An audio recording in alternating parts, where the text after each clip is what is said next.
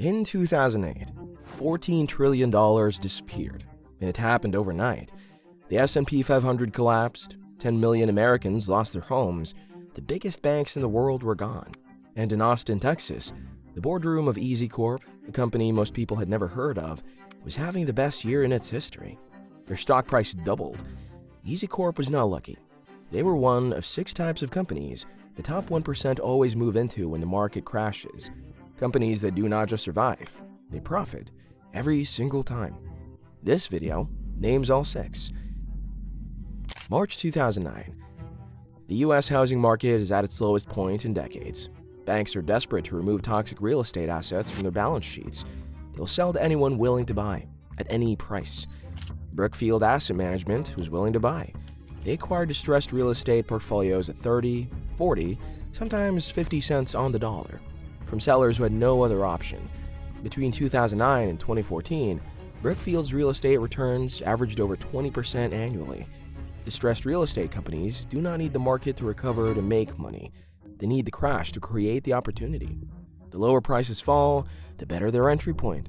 The crash is not the problem. The crash is the business model.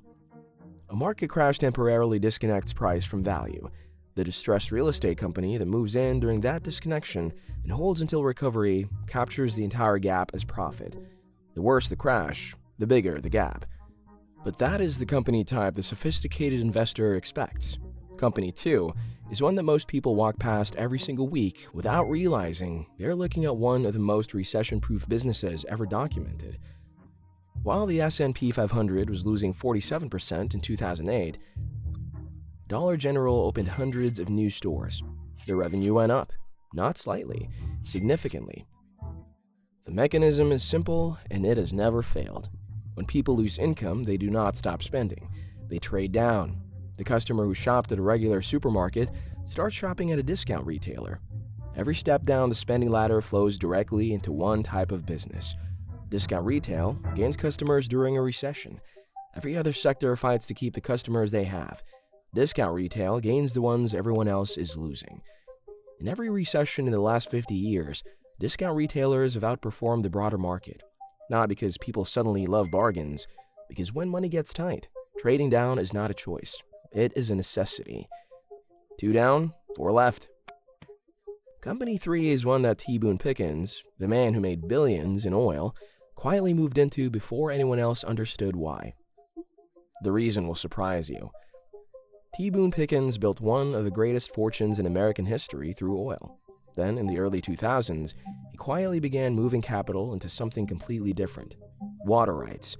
He acquired the rights to approximately 65 billion gallons of water per year from the Ogallala Aquifer in Texas.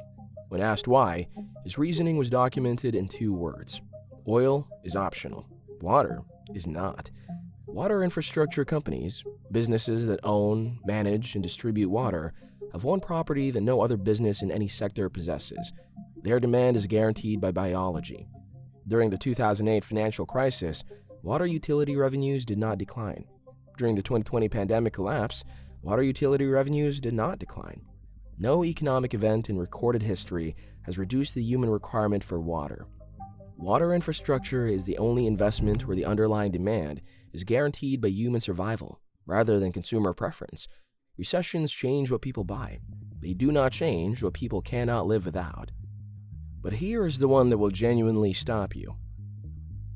Company 4 profits from the crash because of what people do when they lose their homes, and there are more of them per person in America than anyone else on Earth. America has more self-storage space per person than any other country on Earth. 10 square feet for every man, woman, and child in the country. And during the 2008 financial crisis, most of it was full. Public storage reported occupancy rates above 90% and continued raising its dividend while almost every other company was cutting costs and shedding staff.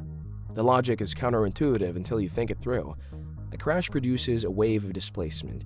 Families losing their homes need somewhere to put their belongings. Businesses closing need somewhere to store their inventory. Every foreclosure, every bankruptcy, every downsizing generates self-storage demand. The crash that destroys most businesses is the event that fills every self-storage unit in the country. Self-storage is one of the only businesses where a financial crisis is the primary driver of new customer acquisition. The worse the economy, the more people need somewhere to put their things. The next video covers what happens to the assets most people are already holding when the crash hits. Subscribe now so you do not miss it. In 2012, Burford Capital funded a lawsuit against the Argentine government over the nationalization of YPF, the state oil company. The case settled in 2023 for approximately $16 billion. Burford's return on that single investment was over $9 billion. On one case, a litigation finance firm funds lawsuits in exchange for a percentage of any settlement. The business is completely uncorrelated to stock market performance. A lawsuit settlement does not depend on what the market is doing. And during recessions, case volume increases because recessions generate disputes, and disputes generate lawsuits. The crash that reduces most financial returns simultaneously increases Burford's deal flow.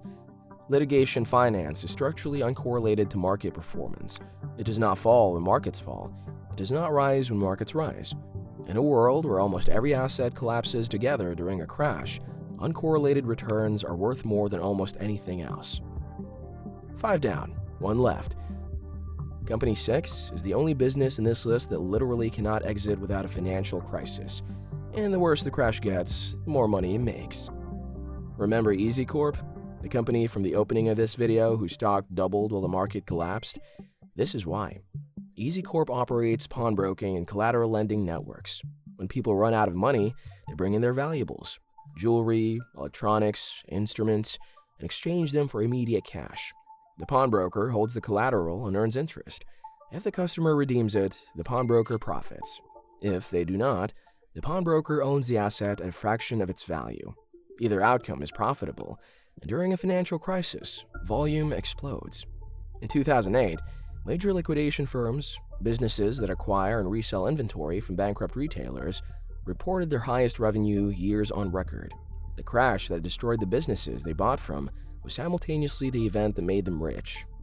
Repo and liquidation businesses are the only companies whose revenue is directly and positively correlated with financial distress. They're not built to survive a crash. They're built to buy one. 6 companies: distressed real estate, discount retailers, water infrastructure, self-storage, litigation finance, repo, and liquidation. The top 1% do not panic when the market crashes. They move into the companies that are structurally built to profit from the crash itself. Companies whose revenue either increases during financial distress or is completely immune to it. The crash is not the threat. Being on the wrong side of it is.